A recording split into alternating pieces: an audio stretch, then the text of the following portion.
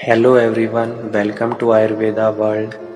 आज का topic start करने से पहले मैं आपको बता दूं कि हमने टेलीग्राम के ऊपर आयुर्वेदा वर्ल्ड नाम से ग्रुप बनाया है, जिसमें इम्पोर्टेंट टॉपिक्स की स्लाइड एंड वीडियो शेयर की जाएंगी, जिसका लिंक डिस्क्रिप्शन में दिया गया है। ठीक है। और अगर आपने हमारा चैनल सब्सक्राइब नहीं किया है तो चैनल सब्सक्राइब करें, और इस चैनल के ऊपर आपको डेली आयुर्वेदा के इम्पोर्टेंट टॉपिक के ऊपर वीडियो डेली मिलेंगी, तो प्लीज़ सब्सक्राइब। और अब हम स्टार्ट करते हैं हमारे आज के टॉपिक ओज। आज का हमारा टॉपिक है ओज। ठीक है। ओज के ऊपर अलग अलग आचार्यों का अलग अलग मतांतर है। मतांतर मतलब उनका अलग अलग व्यू है। जैसे कई ओज को मानते हैं अष्टम धातु, कोई मानता है शुक्र का मल। ठीक है। कोई सप्त धातु का सारांश मानते हैं। तो हम आज ओज के बारे में पढ़ेंगे, ओज के भेद, ओज का स्वरूप, ओज के गुण। ठीक है। जो इम्पोर्टेंट टॉपिक है उसके बारे में आज हम पढ़ेंगे। तो स्टार्ट करते हैं आचार्य चरक के अनुसार। आचार्य चरक ने बोला है, प्रथम जायते ओज शरीर अस्मनि शरीराणाम। मतलब कि सबसे पहले जीवधारियों में, मतलब कि जिसमें भी जीवन संभव है, उसमें सबसे पहले ओज की उत्पत्ति होती है।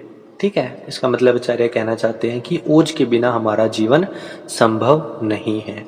आचार्य सुश्रुत क्या कहते हैं, रस आदि नाम शुक्र अंतानाम धातु नाम यत पर तेजस्त खल्व ओज तदेव बलम इति उच्यते। अर्थात आचार्य सुश्रुत कह रहे हैं कि रस से शुक्र पर्यंत, यानी रस से लेकर शुक्र तक सातों धातुओं के उत्कृष्ट सारभूत अंश को ओज कहते हैं, और जिसका पर्याय हम चिकित्सा शास्त्र में बल से कोरिलेट कर सकते हैं। ठीक है। ऐसा बोला है आचार्य सुश्रुत ने। क्या बोला है कि रस से लेकर शुक्र पर्यंत सातों धातुओं का सारभूत अंश को ओज कहते हैं। ठीक है। अब ओज संबंधी मतांतर, यानी किस अलग अलग आचार्यों का अलग अलग पॉइंट ऑफ व्यू है। जैसे आचार्य चक्रपाणी बोलते हैं कि ओज हमारी अष्टम धातु है। क्या है? अष्टम धातु। अष्टांग हृदय कहते हैं शुक्र का मल है ओज। ओज जो है अपने शुक्र का मल है। और आचार्य शारंदर कहते हैं शुक्र की उपधातु है। ओज हमारी शुक्र की उपधातु है। और भाव प्रकाश कहते हैं कि सर्वभूतानाम स्नेहम ओज शीघ्रितम एवच। आचार्य भाव प्रकाश कहते हैं कि जिस प्रकार दूध का स्नेह घृत है, उसी प्रकार समस्त धातुओं का स्नेह ओज है। ये आचार्य भाव प्रकाश कहते हैं। ठीक है। आचार्य चक्रपाणी अष्टम धातु, अष्टांग हृदय शुक्र का मल कहते हैं ओज को, सारंदर कहते हैं शुक्र की उपधातु, भाव प्रकाश कहते हैं कि जिस प्रकार दुग्ध में घृत है, उसी प्रकार सभी धातुओं का स्नेह ओज है। अब आता है ओज के स्वरूप की बात। ठीक है। यानी उसका वर्ण, रस और गंध क्या है। ये इंपॉर्टेंट टॉपिक है, क्योंकि इसमें कंफ्यूज हो जाते हैं कि कौन सा किस वर्ण का है, किस रस का और किस गंध का है। ठीक है। ठीक, आपको याद रखना है। वर्ण है सर्पी, यानी घृत के समान वर्ण का। रस है मधु के समान। गंध है लाजा के समान। आप इसको ऐसे याद रखेंगे जैसे लाजा गंधी, मधुरस, जैसे मधुरस। ऐसे वर्ड को दोनों को मिला के याद रखेंगे तो याद रहेंगे, जैसे मधुरस, लाजा गंधी, सर्पी वर्ण। ठीक है। तो ये हो गया इसके स्वरूप की बात। अब आती है इसके ओज के भेद। आचार्य चक्रपाणी ने इसके दो भेद बताए हैं, अपर ओज और पर ओज। अपर ओज का स्थान सर्व शरीर और पर ओज का स्थान हृदय। जो पर ओज होता है उसका स्थान होता है हृदय, और अपर ओज का स्थान होता है सर्व शरीर। और अपर ओज का प्रमाण होता है अर्धंजलि, और पर ओज का प्रमाण होता है अष्ट बिंदु। ठीक है। ये प्रमाण की बात होगी। आचार्य अरुणदत्त हैं, उन्होंने पर ओज का प्रमाण 6 बिंदु बताया है। ठीक है। आचार्य चक्रपाणी ने अष्ट बिंदु और अरुणदत्त ने 6 बिंदु। ठीक है। अब ढलन, आचार्य ढलन ने 3 भेद बताए हैं वर्ण के अनुसार, जैसे श्वेत वर्ण, तैल वर्ण, शूद्र वर्ण। ठीक है। ये ज्यादा इतना इंपॉर्टेंट नहीं है जितने की इंपॉर्टेंट है अपर और पर। ठीक है। वैसे देख लेते हैं कि वर्ण अनुसार भी 3 भेद है, श्वेत वर्ण, तैल वर्ण, शोध वर्ण। अब आती है गुणों की बात। आचार्य चरक ने इसके 10 गुण बताए हैं ओज के, जो कि बहुत इंपॉर्टेंट है और बहुत बार पूछे भी गए हैं। ठीक है, तो वो 10 गुण कौन से हैं? गुरु, शीत, मृदु, सुलक्षण, बहल, मधुर, स्थिर, प्रसन्न, पिच्छल, स्निग्ध, ओजो, 10 गुण समृत है। अब इसको कैसे याद रखेंगे? आपको गुरु और बहल को एक साथ याद रखना है। क्या?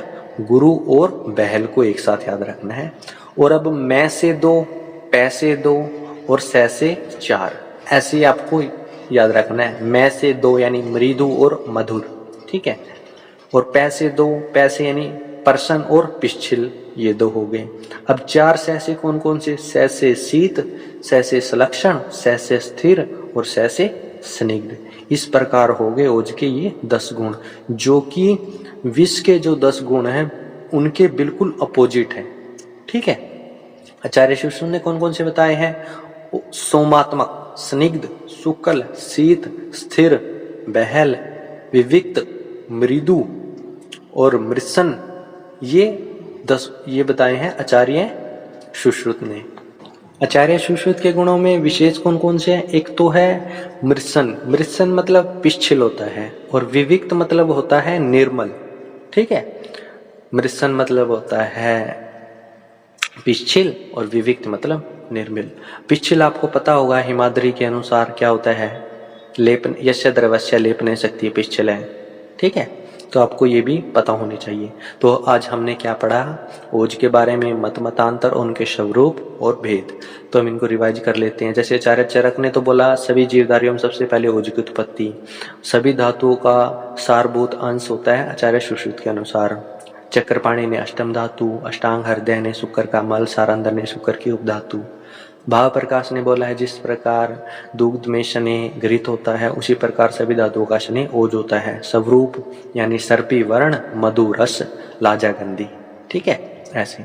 और भेद 2, अपर और पर। सर्वश्रेष्ठ स्थित अपर, पर मतलब हृदय में स्थित। ठीक है, ये गुण याद रखे। कैसे करे? गुरु और बहल को तो 2 को याद रखा।